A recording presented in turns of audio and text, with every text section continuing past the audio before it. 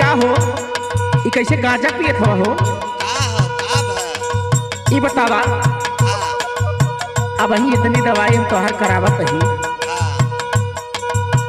तोहार गुर्दा खराब भ रहल और फिर नाय मानत हवा गांजा पिए से बाद ना आवत हवा का। जवन आदत पड़ गई बा त जल्दी छूटी का। सुना इतना पैसा हमरे लगे ना हो सैया। सुनावा सुनी सुनावा। अरे कबले खियाई पतोह के मेडिकल के दवाई बलमा हो राजा हो छोड़ी देता गांजा कई पियाई।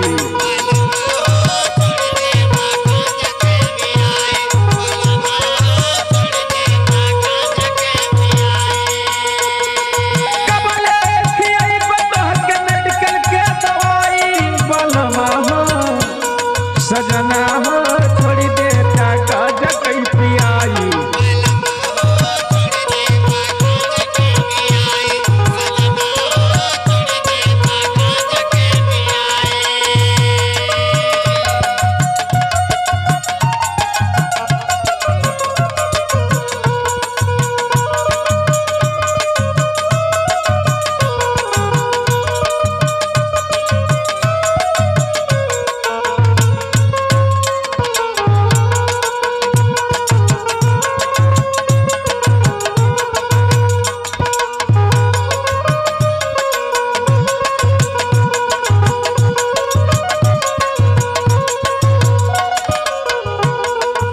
ऐसा तोहार देह रहल सैया लेकिन गांजा के पीछे एकदम बर्बाद कर देत हवा। का करी अगर ना पी तो हमार पेटवा फूल जाए। हाँ हाँ सुना।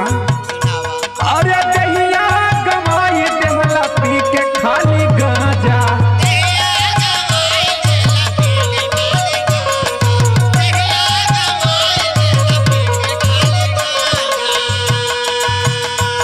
अरे तिलमा चढ़ाई रही जो है बुढ़ऊ दादा।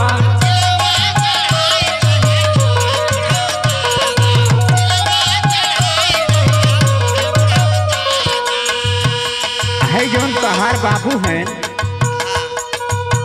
ये नहीं तो का सिखाए दे ले बारे।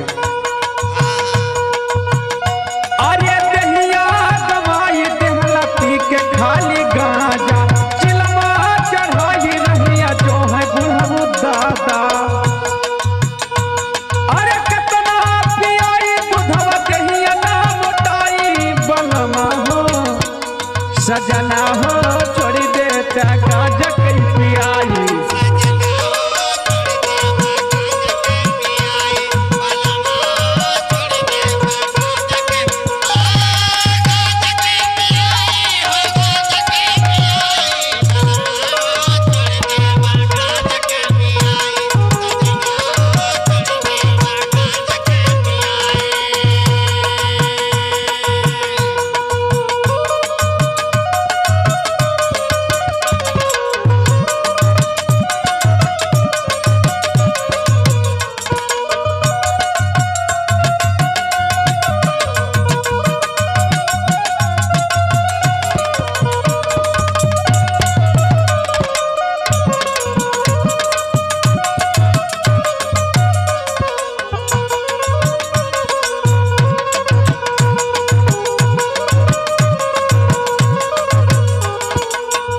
और सुना सुनावा।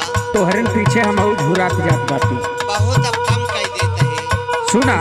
सुनावा। अरे हमारी जवनिया के तोहके ना खिजाल बा।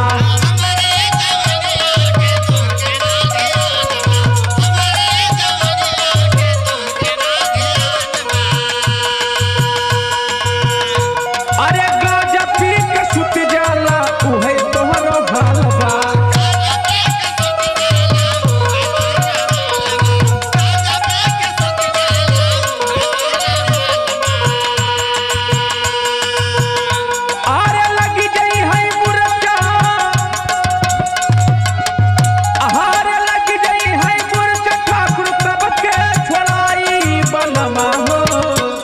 सजना हो बलमा हो